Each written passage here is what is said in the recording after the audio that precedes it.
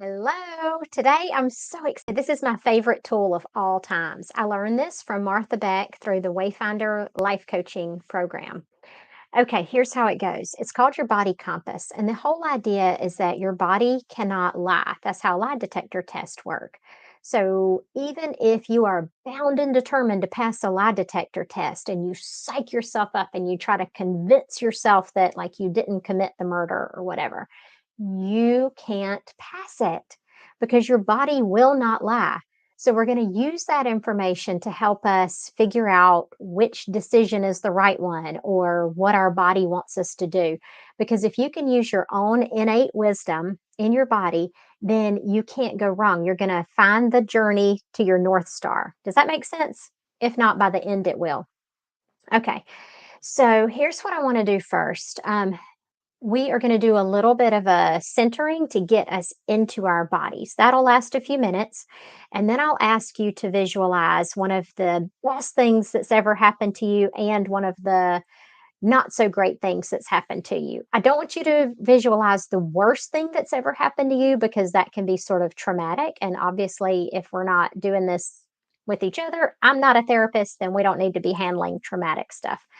So when it comes time to visualize something that happened to you that's not so good, pick something that's like it wasn't great. Like maybe your boss said something, maybe you got into an argument with your spouse or something like that. Don't pick like a childhood trauma.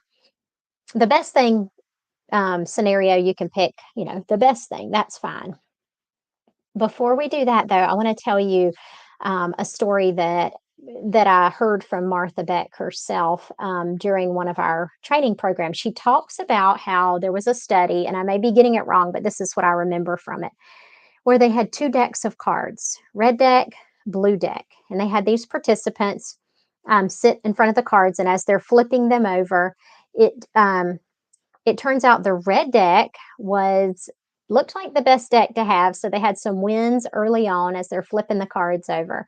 But ultimately, the red deck was stacked against the participants. The blue deck appeared to have much smaller wins at first, but in the long run, the blue deck, you'd get more wins. So it took the participants, they had them hooked up to these little, monitors, I assume, to measure their sweat and their heart rate and all that. It took the participants only 10 cards before their body recognized that the red deck was not the deck you wanted. The blue deck was the better deck. But it took them flipping over 80 cards before they cognitively realized that the red deck was not a great deck. So that's just an example of how your body is going to know what you should do well before your mind does. And our minds, even once we know that, our minds will try to convince us, no, no, no, you should take that job. That salary is like so amazing. You definitely should, even though your body said, run, get away from there.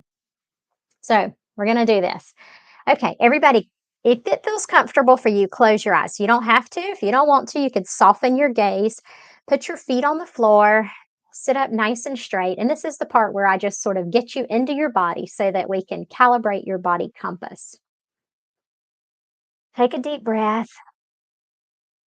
Let's do that again. So press your feet towards the floor, press your low back into the chair. Notice your backside as it rests in the chair, and then just fill up from your belly all the way up through your chest, all the way to your collarbones. And then as you exhale, just release tension, stress. Good. Now I want you to bring all of your awareness, all of your attention to the soles of your feet. And then I want you to move up to your toes. Bring all your awareness to your toes, your big toe, all the way to your pinky toe. Now focus on the tops of your feet. And then move your awareness up to both ankles. Just moving up the body towards the shins. And then focus on your calf muscles, both calves.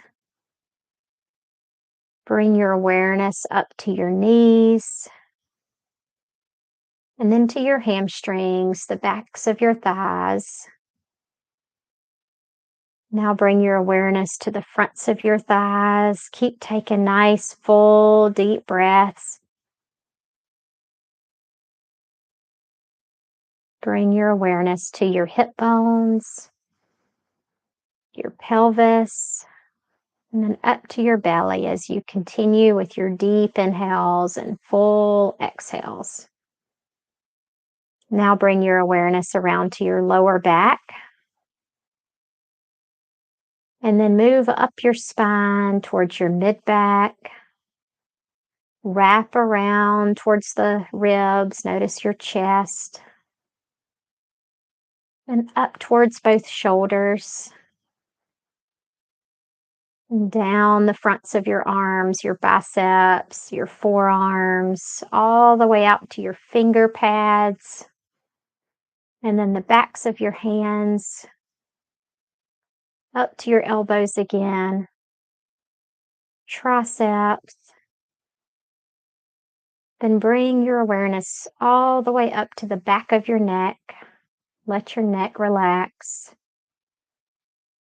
And then around to your jaw and the front of your neck. Notice if you have tension there. And then up to all the little muscles around your eyes. And then the very top of your head, all the way to the roots of your hair. And then just continue deep breathing. I'm going to first ask you to imagine a not so great memory. So pick that and really focus on that scene in your mind. So, what were the smells, the sounds, the taste, um, just what did the light look like? Like really in your body, and how did it feel? So you may say crushing tightness in my chest or constriction in my throat. So how did it feel and where did you feel it? Now, I want you to imagine on a scale. So it's like a scale measuring stick all the way from -10 to 0 in the middle and then up to +10. So +10 is going to be the best thing that's ever happened to you. 0 is neutral, not good, not bad, and -10 is the most terrible thing that's ever happened to you. So I want you to rate this on a scale from 0 to -10. So -10 is horrible, -5 not as bad, -2 is just a little bit bad. So where would this fall? All right, so that is calibrating negative experiences. So keep that in your mind. Now we're going to imagine a positive scenario. So this could be the best thing that's ever happened or just a pretty good thing that's happened. So again, see it in your mind's eye. Visualize exactly how it looked, how it smelled, the texture, if it had a taste involved with it, and just really put yourself in that situation and imagine it fully. All right, now I want you to tell me where you felt that and what it felt like in your body. So you may say lightness or butterflies or, freedom, whatever word pops into your head, and then where you felt it. And then the last step is to rate it. So this one will go anywhere from 0, which is neutral, all the way up to +10. So what was this? Okay, so this is your body compass. And then I'm going to walk you through what to do when you have a decision. Well, actually, we'll just do that right now. So now that you have your negative number, let's say it was -4 and it was a tightness in your throat. And then your positive experience felt like tingling in your chest. It was like an excited feeling. All right, I think we're having some connection issues, but let's keep going. So anyway, this is going to help you next time you have to make a decision. I want you to think about it and decide where it falls on this measuring stick. And that's going to help you determine, is it negative or positive? What is my body saying? So you're going to have to like drop into your body, sort of like we did. You can do a mini version of that and then figure out what it is. So let's say that you get asked to go out with your girlfriends for drinks and something about you're just not that excited.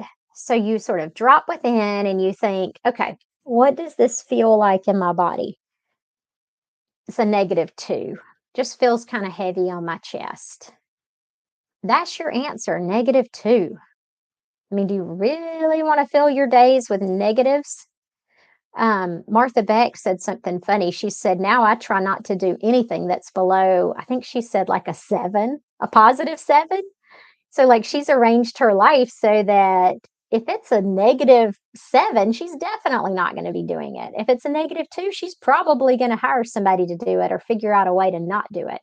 So that'll be the next thing we cover is, what to do when it is a negative, especially if you have to do it, if it's something that's like your job or, childcare, something like that.